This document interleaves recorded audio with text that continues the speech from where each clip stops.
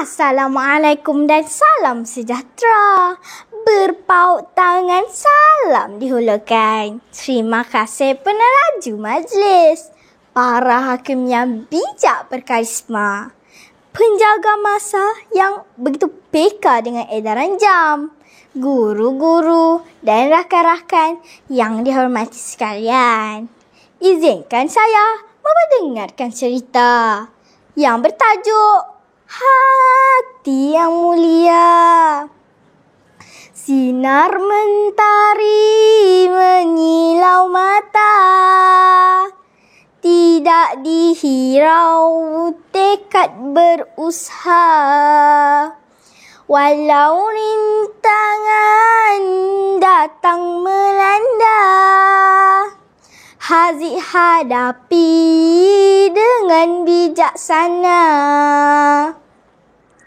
Haziq merupakan seorang murid yang istimewa di dalam kelas 5 Mawar. Dia dilahirkan dengan kaki kiri yang tidak sempurna. Haziq terpaksa menggunakan bantuan tongkat untuk berjalan.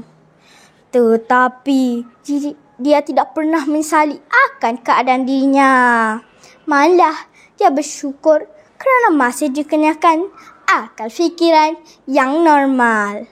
Walaupun Haziq agak pendiam, tetapi dia seorang murid yang cemerlang. Haziq sering membantu murid-murid lain menyelesaikan masalah dalam mata pelajaran yang tidak difahami.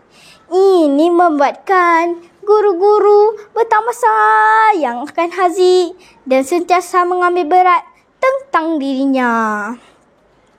Walau bagaimanapun, tidak semua murid dapat menerima Haziq.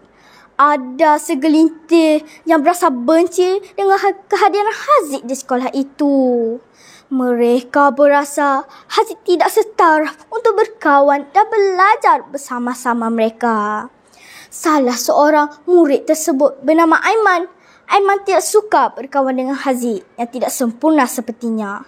Bagi Aiman, biarlah enggang sama enggang, pipit sama pipit. Janganlah pula pipit hendak menjadi enggang. Perasaan benci dan dendam terhadap Haziq semakin hari semakin menebal. Aiman dan rakan-rakannya sering mengejek Haziq. Mereka menjadikan kecacatan Haziq sebagai ejekan tanpa memikirkan perasaan Haziq. Kadang-kala Aiman bertindak lebih jauh dengan menuduh Haziq melakukan kesalahan yang tidak dilakukannya. Aiman juga menghasut murid-murid lain agar menyisihkan Haziq. Walaupun hatinya terluka, perasaannya tercalar, Haziq tetap mampu bersabar dengan ejekan Aiman dan rakan-rakannya. Malah dugaan yang dilaluinya menjadikan dia seorang yang matang dan tabah. Haziq menganggap semua ini ujian daripada Tuhan terhadap hambanya. Dia teringat kata-kata seorang ustaz bahawa Allah sering menguji hambanya yang tabah dan mampu menghadapi dugaan. Tiba-tiba terlintas di fikirannya bahawa dia insan pilihan Tuhan kerana dirinya tabah, cekal dan hebat. Haziq menjadi semakin kuat. Haziq berazam untuk belajar bersungguh-sungguh bagi menghadapi peperiksaan akhir tahun yang bakal tiba tidak lama lagi. Dia ingin membuktikan kepada masyarakat bahawa dirinya juga boleh berjaya seperti murid-murid lain yang sempurna. Haziq tidak mahu menjadikan kecacatan dirinya sebagai alasan gagal dalam peperiksaan. Pada suatu petang, hujan turun agak lebat. Pada masa itu, Haziq dalam perjalanan pulang dari sekolah. Haziq melindungi badannya dengan baju hujan yang sentiasa dibawanya. Haziq berjalan dengan berhati-hati menggunakan bantuan tongkat. Pada masa itu, keadaan jalan agak licin.